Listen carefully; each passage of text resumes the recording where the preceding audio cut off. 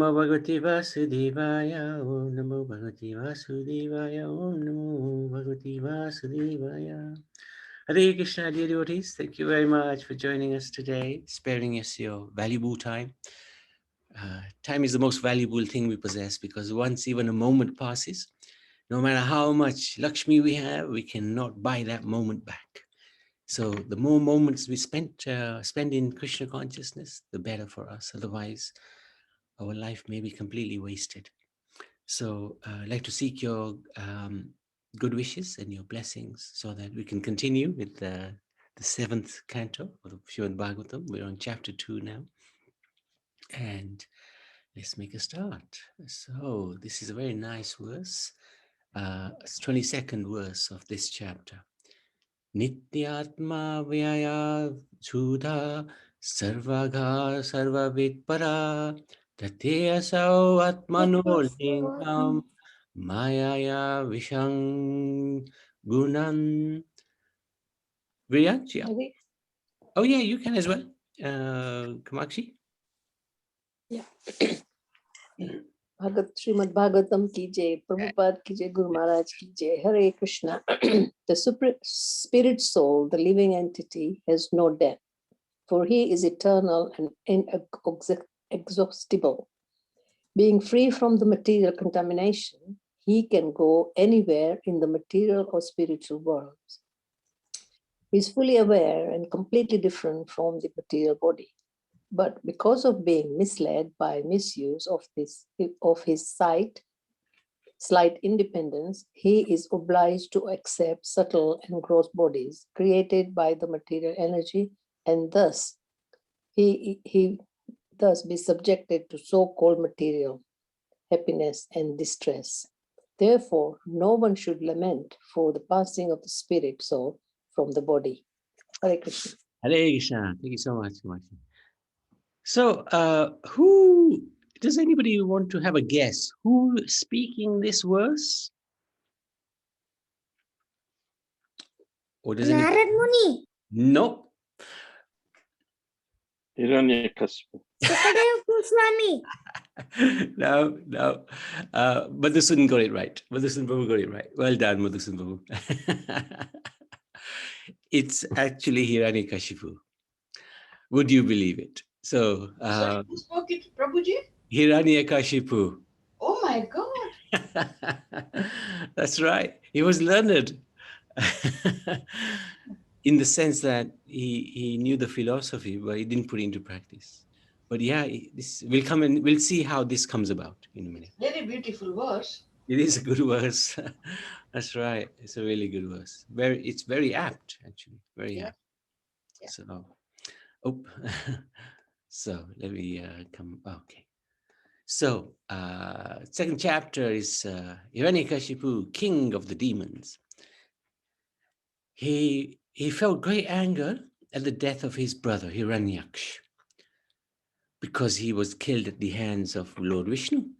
And considering that Lord Vishnu sided with the demigods because they worship him, and he's given up his neutrality, Hiranyakashipu vowed to kill Vishnu. After which, of course, he would kill all the other demigods, as their protector was no more. The Hiranyakashipu instructed his demoniac friends to go to earth and destroy all Brahminical culture, good governments. Thus the demons, they set fire to the cities, villages, hermitages, cowsheds, gardens, fields, forests. They cut down trees, broke bridges. Then the demigods also became disturbed. As the sacrifices stopped and they didn't get their oblations, they also left heaven and began wandering the earth. So in one sense, the demigods have, they're servants of the Lord, absolutely no doubt about that. They're conducting the mission of the Lord, or in terms of delivering the various departments that are required in this material cosmic manifestation. But generally, they are motivated. They have some bhakti definitely towards the Supreme Lord, otherwise they wouldn't be in that position. But we see here, if they don't get their oblations, if they don't get their share of the sacrifice, they leave. So they got a tinge of karma or gyan mixed up with bhakti. So now this is where Hiranyakashipu speaks this verse. After the death of his brother, Hiranyakashipu consoled his mother, Diti, and sister-in-law, Rushabhanu. So this was the wife of Hiranyaksha. And his nephews, Sakuni and Sambhara. So they were the children of Hiranyaksha. Although angry, right? We know he's angry. Being a politician, he knew how to act and preached as follows. So he consoled his mother and his sister-in-law and his nephews.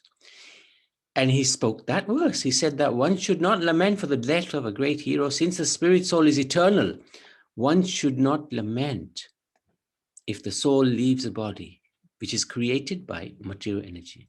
As travelers meet at the restaurant, so families meet and separate from each other. So this is a really important point, actually, he's making. And it's something that we should understand and live by, because when we have relatives and friends, it's just like these travelers meeting in a restaurant. They meet for a little while and they're separated forever again, never to see each other. So we will be in the same situation. But at the moment we're thinking, this is my husband, this is my wife, these are my children, etc., etc. This is my mother, this is my father. And the attachment is so strong, as if we are always meant to be together forever. But actually it's such a huge illusion. Another example given is in the river, when two pieces of wood meet and then they separate, never to see each other again. So in the same way, we should try to understand that, yes, we have a relationship with somebody at this moment in time in this body that we have, but it's very temporary. So the attachment is nonsensical in that sense. It doesn't make any sense to be attached, because it's such a small period of time that you're together. Anyway, so Hiranyakashipu, in that way, he preached to his sister-in-law and mother as well. And then he gave a very nice story, an old historical story. Once there was a king called Suyagya. He was killed and his relatives surrounded his dead body while lamenting. He had many queens, they were crying loudly, and the time had come for the body to be buried. But the queens would not allow it to be taken, continuing to lament for the dead body, which they kept on their laps. And in the meantime, the sun was about to set, and the auspicious time for the funeral was passing. So while the queens were lamenting for the dead body of the king, they were crying very loudly. Those cries were heard even by Yamraj, in the abode of Yamraj. So he came at that time. He assumed the form of a small boy. Yamraj came as a small boy. He personally approached the queens of the dead body and he advised them. So he was a small boy. So he advised them, people who are older than me have so much experience of hundreds and thousands of living entities having taken birth and died. So many, we have seen so many people born and die. And they should understand that they are also going to die. And yet still they are bewildered. He expressed his belief in the Supreme Lord who protects everyone. So he was advising, I'm a little boy. You are much older than I am. You should understand. You've seen so many people come and go, be born and die. So what is unusual about what's happened? Your husband has died. What did you expect? This creation is like his plaything. So he explaining further, this boy, Yamraj, although the soul takes on gross and subtle bodies, he is not bound by them, for he is different from these material bodies. Only the body is created and destroyed, but the soul is separate from it. The body of the husband lay before the queens, but the soul they have never seen. The actual person is invisible. So this is our situation. We relate with each other on the bodily platform. We cannot grasp that actually We are the spirit soul, and the person we're dealing with is a spirit soul, eternal, separate from the body. In one sense, not connected with the body because he's eternal. Oh, yes, Naniben. Prabhuji, this concept of the eternal body being separate and from we is eternal, that has never ever taken. It is such a important concept in of Hinduism, of Yes. religion, but it has never been sort of accepted by, not accepted, rather not known for the Not, majority of the people. And not this understood. thing is so common. Yeah, correct. And it's not understood. Yeah, that's right. It's the first instruction of Bhagavad Gita by Krishna to Arjuna as well. The Dahinosminita Dahe. Yes. Yeah, So, we are a Hindu country, and still this lamenting after death goes on and on and on. yeah, for sure, for sure. Important point. It's Thank you. Maya. It's this illusion is so strong. Maya's energies are very strong, and we are unfortunately under that illusion. It's very true. Even spiritualists, this concept is not an easy one to understand. No. Even those who are on the spiritual path may not get it. Yeah. But it's a very, as you said, very important concept to understand. If one understands this, then one has, is very peaceful, doesn't have any attachments to the body because they understand the soul is eternal, never die. It's a good one to not just understand but live by it. It's a tough one though, because we all identify with the body quite This is it. The identification of the body and the attachment to the body, isn't it? yeah. To the person rather than to the soul. Yeah. And the only way to beat it is to have strong attachment to the Supreme Lord, because he's this supreme soul. The stronger we have our attachment to the Lord by chanting the holy names and serving him, then we can slowly become less attached to others, understanding that they are also eternal servants of that same Lord. It's the only way to understand this philosophy and put into practice in an arbitrary way, as if it's a concept on its own, is very difficult to put into practice. But if we bring the Lord into it and connect to the Lord, then it's a little bit more straightforward. Yeah. Okay. Yes, thank you. Thank you for sharing that, Naniben. Okay. So continuing on, the super soul is actually the director of the soul and the body. The jiva, the soul, has the freedom to either follow higher spiritual instructions and go to the spiritual world, or choose to remain in the material world. So this is Yamraj still preaching to the queens. When the soul is connected to the subtle body, so when the soul is connected to mind, intelligence, and ego, he is bound to the results of his fruitive actions and suffers life after life. Thus, the happiness and distress caused by material senses is meaningless. Oh, Naniben, you wanted to say something else? No. Okay, that's fine. Thus, the happiness, only a person who is ignorant of self-realization laments for the body. So these are nice instructions by Yamraj to the queens. And he continues, giving an example this time. Despite being enlightened by Yamraj in the form of a boy, the wives of King Sugyagya didn't stop their lamentation. So if we remember, Yamraj is one of the Mahajans, right? So this illusion of ours is so strong that even when a Mahajan, and I would categorize Prabhupada as Mahajan, maybe the Maha of all the Mahajans.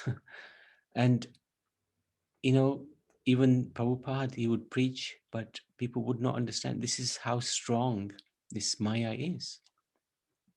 So then Yamraj narrated the following story. Once a hunter caught a female bird in his nest. While the male bird was lamenting for his wife and also his helpless baby birds, who hadn't even developed wings, the hunter killed him as well. Now, this resonated with the queens. This resonated with the queens because they could relate to this pastime. Their king had died and they were lamenting like anything. Just like the male bird was lamenting for the female bird being killed. So thus the queens cannot bring back the dead husband, even if they lament for hundreds of years. After reciting the instructions of Yamraj, Hiranyakashipu concluded that we should not grieve for the loss of the body. Thus the queens could understand everything is temporary. So then Hiranyakashipu was able to convince his mother and his sister-in-law. Everything is temporary. So then they performed the funeral ceremony for Hiranyaksha, and this is how Hiranyakashipu instructed his mother and relatives. And they forgot their grief of Hiranyaksha's death. So this shows that one may know the philosophy like Hiranyaksha and preach it very nicely. He was able to convince his mother and daughter-in-law about the futility of lamentation for the soul, for the body, but yet he himself was not following what he was preaching. So this is an issue in Kali Yuga, that many times we have many people who will preach but not follow what they're actually preaching, not follow the instructions. So we have to be careful we don't fall into that trap. Any questions, any comments on that chapter?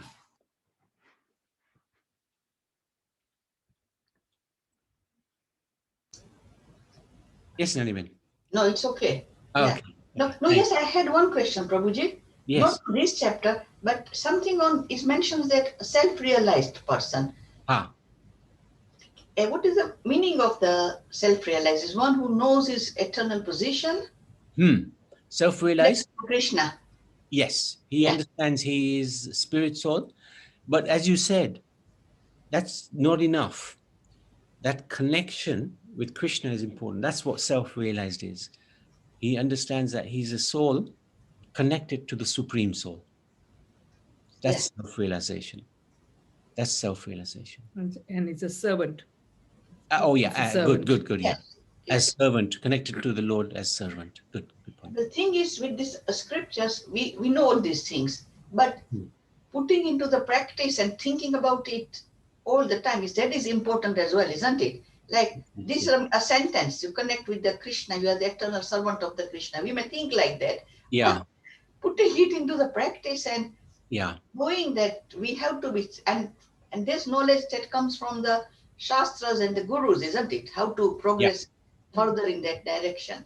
Yeah, and what we are doing is good. We are reading the scriptures. That helps reinforce. Yes. Doing bhakti, like chanting the holy names. Yes. Those 9 processes: Shravanam, Kirtanam, Vishnu, Smaranam. Those engaging in all the different processes, it helps us connect with the Lord.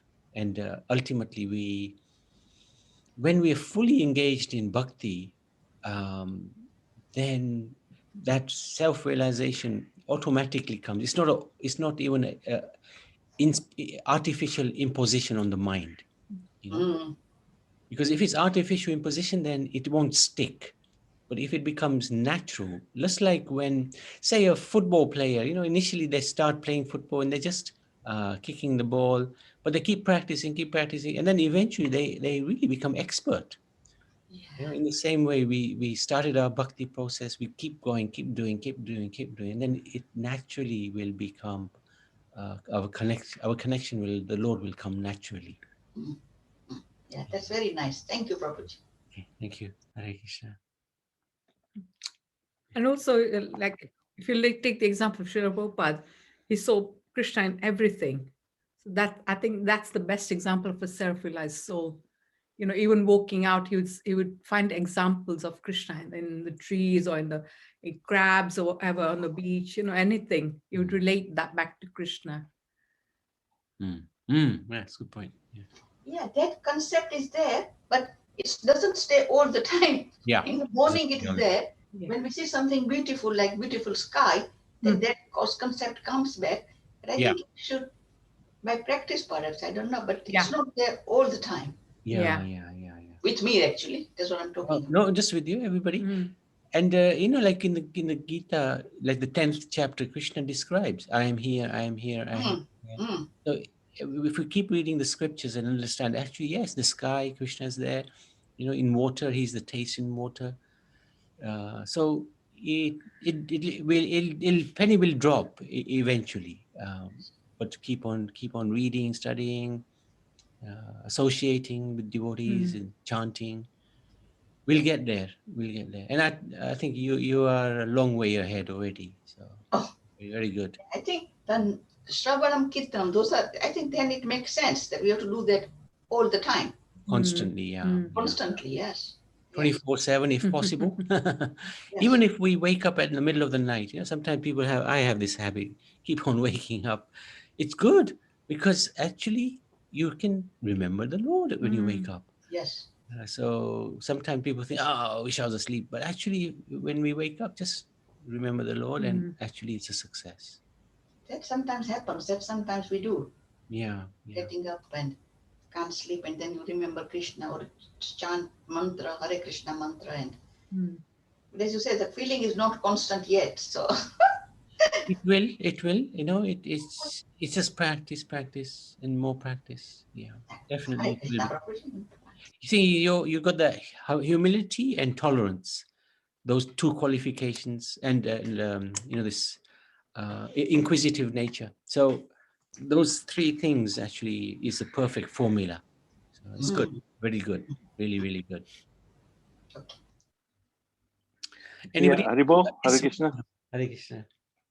Yeah, as we read through this chapter and we realize that, this concept of all the relatives and we're just getting together and never seeing each other and all that. But that's why when we are in this relationship, we're surrounded by all our friends, relatives, or we're just wishing and the best welfare work or the best wishes that we can have is that they all come to the same realization and sort of go back to Godhead. That's our, main our concern, or rather not concern, but that's the feeling we should have, because we've come to understand that through the Shastra.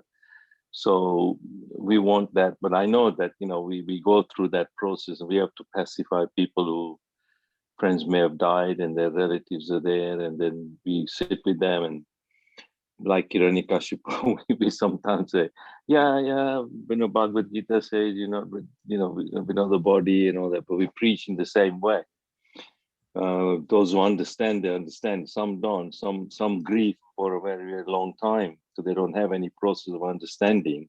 So in some cultures, they just still attached to the body, and they think that, oh well, this. Well, like even the Egyptians, they preserved the bodies of the pharaohs, thinking that such deep was their bodily concept of life that you still find their own tombs, So, but as Vaishnavas and as we are concerned about our closest and the loved ones, we can wish for all living entities, but we want them to be relieved of this disease of birth, death, old age. That's what Prabhupada was so concerned, and he wanted to help every living entity. So that's the mood we kind of have to develop while we are still in this and having to live out our life as within this body that we have, So, but we are fortunate that we have this guidance of Shastra and Guru, and because we've somehow desired and chosen and some mercy of the Lord, so we are on that path. But also at the same time, to come to understand that philosophy. But we do the same. But like you say, everywhere, if you think about Krishna, and as Jayanti Mataji said, Prabhupada would walk along and see trees and everything, and this is all Krishna's energy and everything, and like that we understand. But that's, it requires understanding and intelligence. Like the other day I was out for a walk, and I think in this lockdown you can only go for walks around here, and there's a stream of river, and I thought this could quite easily be river Yamuna here, and then you think, oh, this could quite easily be my parikrama marg, so I'll just go to chant and walk along this, and I'm on a parikrama marg. Little hill comes along, I think this could quite easily be the Govardhan hill, but and that's my walk, and you have to think about pastimes of Vrindavan and connect somehow. So hopefully that helps, Haribol. Thank you. Yeah, it's good. I like it. That's a very good example, actually, when you try to see the Lord everywhere. And it's a good practice as well to get into the mind that, where is he? Okay, he's also in the chair, for example. he's the components of the chair. So very, very good. Thank you. So let's start with chapter 3. This is the first verse. Srinaduvacha Hiranyakashipu Rajan Ajayam Ajaramaram Atmanam Apratidvandvam Ekarajam Vyadishata. Narad Muni said to Maharaj Yudhishthir, the demonic king Hiranyakashipu wanted to be unconquerable and free from old age and dwindling of the body. He wanted to gain all the yogic perfections like Anima and Lagima, to be deathless and to be the only king of the entire universe, including Brahmalok. There we go, finding out his true nature.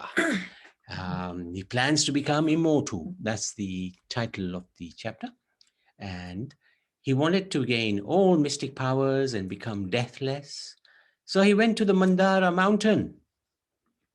And he stood on his toes with arms upstretched and looking towards the sky. Seeing the performance of such austerities, the demigods who were wandering throughout the planets now returned to their respective homes. There you go. I remember one time there was a Maharaj who came. What was his name? I can't remember his name now. And we were doing a japa course or retreat maybe. I can't remember exactly what we were doing, something we were doing. And he said to everybody, stand up. And we are going to do some alternative japa.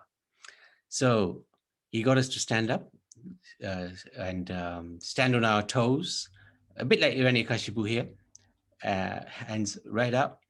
And he said, okay, we have to do this for a very long time. So he made us stand like that. And I think we managed probably about half a minute. And then he said, that is why we have the chanting of Hare Krishna Maha Mantra in this age of Kali Yuga, because we can't do this, such austerities that Hiranyakashipu could in Satya Yuga. So we are very fortunate to be able to chant this Maha Mantra. It's great luck, fortune that we have. Incredible amount of fortune. But this fellow, he wanted to acquire not spiritual knowledge, or he didn't want to acquire the spiritual world. He wanted to gain eternal life and mystic powers.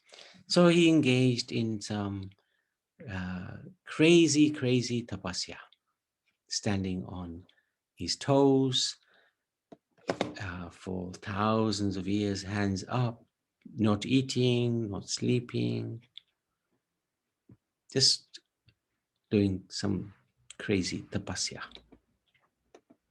So, Haribol, Nabi, do you remember David Blaine also did that in New York? Stood in a building for I don't know how many days. Yeah. I don't know what he was doing there, but anyway. Oh, God. Yeah, good point. Good point. Because of his austerities, fire emanated from his head. So we can see that, right? This picture shows that. Heating the entire universe. There were earthquakes and stars fell. So he disbalanced the universe, a bit like somebody else. Who did that before? We came across somebody who did tapasya, which was so incredible that it created disbalance in the universe. Who was Dhruv that? Maharaj. Dhruv Yeah. Maharaj. Well, Yes. good. Very good. Very good. Being scorched by the fire coming from Hiranyakashipu's head, the demigods approached Brahma and begged him to stop the disturbance. They reported that Hiranyakashipu wanted to take the position of Brahma. So they wound up Brahma. Hey, he wants your position. Go and pacify him. By dint of his severe austerities, Hiranyakashipu wanted to reverse the results of pious and impious activities and overturn all the established practices. He was such a crazy fellow. So the way he wanted to do it was, if you did something nice, you get a bad reaction. And if you wanted to do something bad, you get a good reaction. So that's a demoniac sort of attitude, demon's paradise. So, and he succeeded. He succeeded actually in getting this objective sorted. So Brahma, he accompanied by the sages, Bhrigu, Daksha, with others, they went to the Mandara mountain. They couldn't see him. They couldn't see Hiranyakashipu because he was completely covered by a huge anthill. And then the grass and the bamboo, everything covered him. He was there for thousands of years. The ants had even eaten his flesh, his skin, and his blood. And he was actually, the soul was just sustaining within the bones. That's really difficult to understand, difficult to even imagine. But he was really doing some crazy tapasya. Spotting him, Brahma was amazed and he spoke to him. So this is a little idea. This is the ant who's covered, and you can see his skeleton, and the soul was just revolving around here. Brahma came and he sprinkled him with his water from his kamandu and gave him his body back immediately. Lord Brahma told Hiranyakashipu he was perfect in austerities and was astonished to see his endurance. In spite of being eaten and bitten by all kinds of worms and ants, Hiranyakashipu was keeping his life air circulating within his bones for 100 celestial years. Brahma said he can ask for anything he desires. So, after Lord Brahma sprinkled Hiranyakashipu's body with divine water from his kamandalu, Hiranyakashipu got a beautiful, strong body. After paying his obeisances, Hiranyakashipu praised Lord Brahma as the shelter of the modes of nature. So this is Hiranyakashipu was just falsely praising Lord Brahma. He wanted things from him. So the cause of all manifestations. It was as if he was praising him as like his Lord Vishnu. It's misunderstood. The controller of all desires. As the Vedas personified, Brahma inspires the yagnik brahmanas to perform ritualistic ceremonies. So, of course, actually, all of this praise belongs to the Supreme Lord, as Brahma is only the secondary creator, whilst Krishna is the original creator and master of the cosmic manifestation. Hiranyakashipu, then he requests Brahma to make him deathless. So originally it's said in different scriptures. It's not given it in the Bhagavatam so much detail, but we know in the other scriptures it describes how Hiranyakashipu said to Brahma, please, I want you to make me eternal. Nobody can kill me. But Lord Brahma said, well, even I have to die, so I can't give you that boon. So then he asked for many different boons, not to be killed by any living entity of his creation, not to be killed inside nor outside, not in the day or night, the ground or the sky, not by any weapon, by any human or animal, demigod or demon or snake. And he asked for many other things as well, like can't be killed in any month of the year. What else was there? So there was a few other things. So he wanted also all mystic powers in rulership of the universe. He didn't want any rival. And he wanted sole lordship over all living entities and presiding deities. So effectively, he wanted to be the Lord of the universe. That's the end of the chapter. That's where the chapter ends. So we shall continue this glorious epic tomorrow. Any questions or any comments at this stage?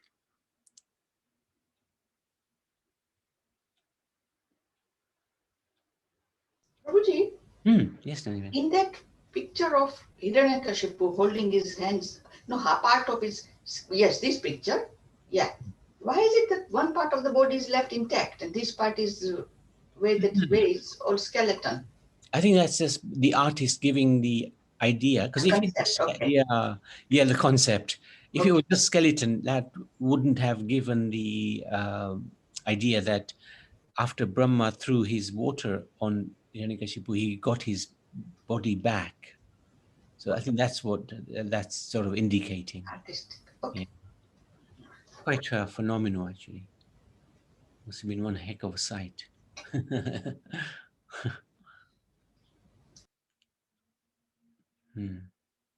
Good. Okay. So yes, we got Indulekamaji. Would you like to talk through the lesson? Hare Krishna everyone. Yes, Prabhuji. So, is it Canto 6 or Canto 7? 7. Oh, yeah, I have to change that. Yeah. Okay. Good point. So, lesson from Canto 7, Grantaraj Srimad Bhagavatam ki jai. So, lesson from Canto 7, chapter 1. The Supreme Personality of Godhead exists within the heart of every living being and is prepared to give bhakti yoga to everyone, but one must be capable of receiving it. Hare Krishna. Thank you so much. Yes, it's a nice one. Very, very nice. Very nice point. Madhusan Prabhu? Haribol, Hare Krishna. Hare Krishna. Yeah, I'll, okay. It's a nice pastime, nice instructions as well, and amazing. Even what's the name? Hiranyakashipu, the instruction of that. So chapter 1, we did yesterday anyway. So Prabhu, I was spelling all right. Srila Prabhupada mentioned in the purport, that the Shastras enjoin the Tat Vignatam Sadguru Eva Vigachet. So when one is perplexed and by difficult problems of life, to solve them, one must approach a guru like Narad or his representative. So this is an instruction where, Yudhishthira Maharaj also asks Narad Muni different questions, about the position of why Shishupal got liberation in a way that was a bit perplexing, So even for some difficult questions like that or difficult problems, if we approach, then it gets solved nicely. So rather than being on a speculative platform or understanding, use better understanding. So chapter 2 we read. So although Hiranyakashipu was a demon, he had Vedic knowledge and understanding. So his plans to kill and eliminate the demigods indirectly describe the Sanatana Dharma, Vedic principles, and Brahminical culture. He described ending of the performance of yajna. So when he asked him to go to the earth and get rid of all the Brahmins and kill and stop them doing yajnas and all that, then that means, even cut down trees and basically destroy the Sanatana principles or Vedic principles. And the Brahminic culture, that means if you cut the tree off, then all the branches and the leaves will die anyway. So like that, if you think kill Vishnu, then since Vishnu is the center for the demigods, they depend on him. So then the demigods will also dwindle and die and diminish. So that was his plan, So he thinks like that, but we know that, you know, previously he'd been instructing and guiding his mother and sister-in-law and nephews and all that with proper sort of good understanding of the Vedic principles and Atma and body and everything. But to pacify, you know, he did that. But ultimately, you know, he had his own plans. But then again, he's Jay and Vijay, you know, he has to do that, be an enemy of Vishnu. He described ending of the performance yagya, when the yagyas are all stopped, then he knew what that meant. So currently, when the yagyas are not done, then we don't get enough rain, we don't get enough grain. It says in the Bhagavad Gita as well, that, you know, from yagyas come rain, and from rain we get grains and all that. So that's also what Krishna is explaining. You know. So yagyas are important in a way. You know, demigods have to be pleased. They supply all the facilities, you know, rain, water, and so we need all that. But in Kali Yuga, you know, nobody is doing that, and Sanatana Dharma has been demolished quite a bit by thousands of years of different rulers coming and all that. So, but we have a tinge of it, and luckily some of these stayed in the hearts of the acharyas like Bhaktivinoda Thakur and all that. So we get the dint of this through the parampara and in Kali Yuga, and therefore Lord Chaitanya has asked us to do the Sankirtan Yagya. And so when we're chanting and glorifying Krishna and doing bhakti, then that's our savior really in Kali Yuga. Okay, Haribo. Thank you so much. Very good. Okay, so let's, if there's no more questions or comments, we can go to the Nishan Couch. Indulekha Maji, would you like to chant